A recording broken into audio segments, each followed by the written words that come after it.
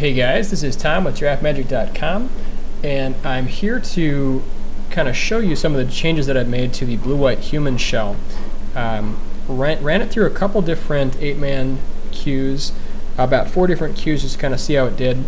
And as I got more comfortable with the deck, started doing better. By the last 8-man queue, made it to the finals, made a few tweaks after the most recent 8-man, and some of the differences here that we're looking at is the inclusion of main deck Trinket Mage for Grafdigger's Cage and Hex Parasite. One of the things that I really like about this is it gives us access to Game 1 wins against Nyapod and also against zombies, with the ability to completely shut off their pod and their also Graveyard Recursion respectively. So it gives us some more viability against some of these decks.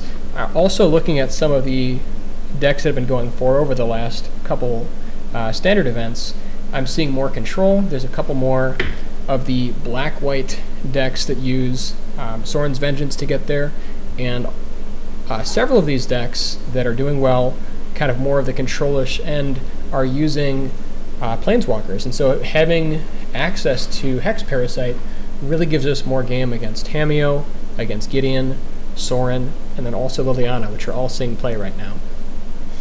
In addition, made some changes to the board.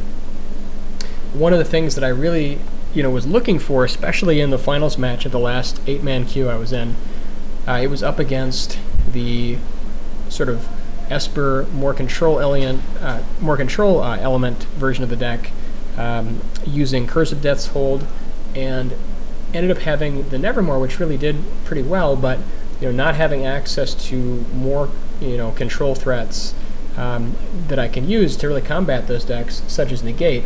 So I made the addition of 2 Negates here, which I'm really liking, and then in addition, I also moved one of the swords to the board to make room for the Trinket Mages. So I think having access to Game 1 Trinket Mage, plus either Parasite or Cage, and then being able to board into more answers versus control.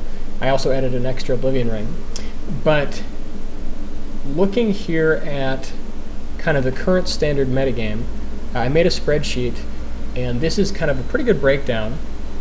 This is going off of the Brainburst.com last week, showing all the different standard decks that are out there right now. So if you look at kind of how it's set up, you still see Delver on top. Just behind Delver you have the Rug Naya variants, including Naya Aggro and Rug, as well as the versions that run Pod as well.